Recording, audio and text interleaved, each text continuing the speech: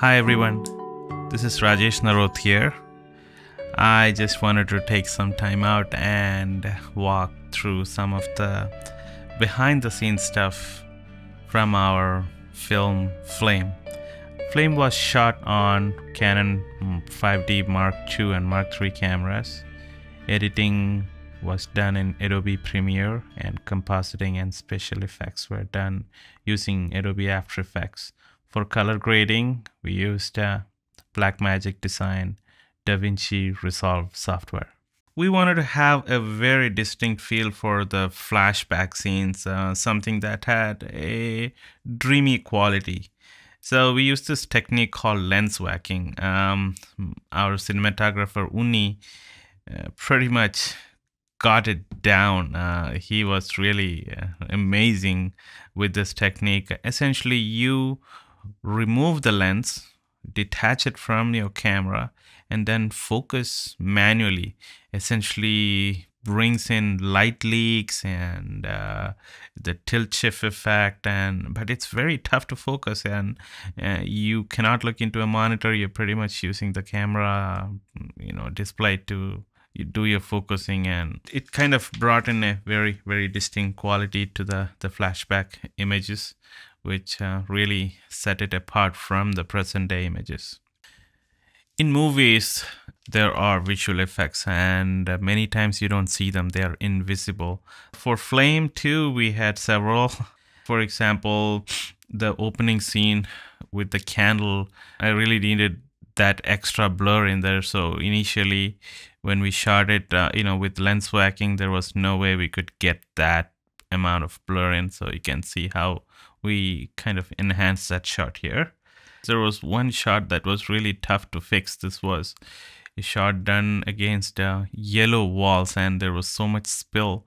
So we pretty much fixed that in post. You can see the yellow walls are gone here. This lake scene was shot on a cloudy day. There was literally no colors, so the grading process kind of fixed it. You can see here. So there's this shot of Ramesh looking at Sony, and there's this big smile that comes onto his face. I really liked Tanish's performance in this. Unfortunately, our actress, the other actress in that scene, Swati, accidentally looked into the camera, and the way it was, I could not use the shot. So what we did was essentially took another shot where she was not looking to the camera and kind of spliced the both up. Not an easy process, but with some hard work it was done. In some shots we modified it to either change the way the emotion was perceived or add an extra layer to heighten the emotion a little bit. For example, this is a static shot of Sony waiting for Ramesh to join her, and when you add a little bit of camera shake and a zoom, the emotion is slightly heightened.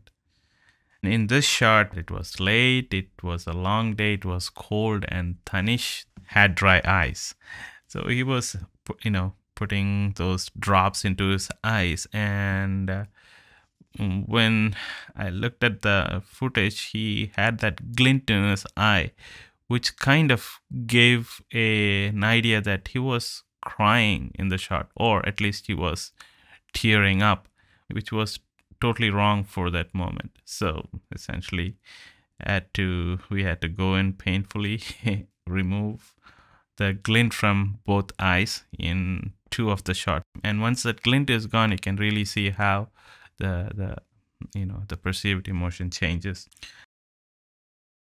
One of the shots where Ramesh is looking into this photo, there was a picture of a man in red, and right away when you look at the picture, you would look at that man instead of looking at Ramesh and Sony. Essentially, we had to track it and remove that red color. It's really late.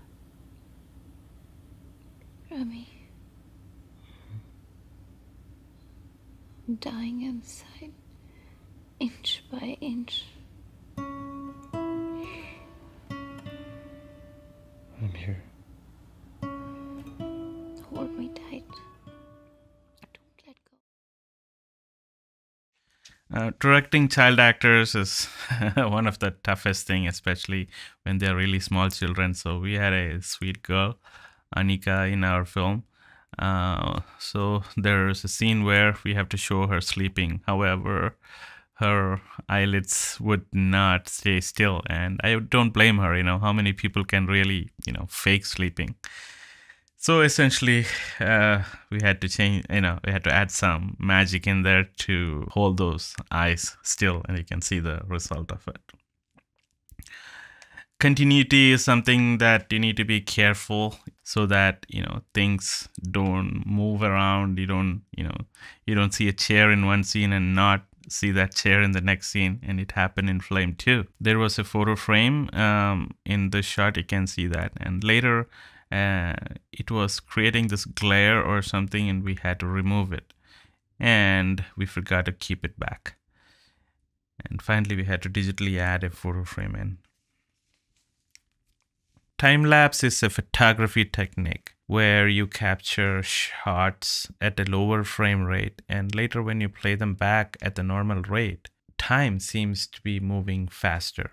That day, after completing some pickup shots, Uni and I went to San Francisco to do the time-lapse shots. Unfortunately, we had forgotten the tripod plate somewhere, and without mounting on a tripod, it's pretty impossible to get a good time-lapse shot. So we somehow managed to balance the camera on the tripod, made sure it won't fall down, and we shot this scene, the street scene, for about 35 to 40 minutes. And just speeding up the footage just did not work. So finally I had to get into After Effects and figure out a way to get that blurry quality of a time-lapse film. And finally, it's only a 10-second sequence, but it took about 12 hours to render this whole thing on a pretty good machine.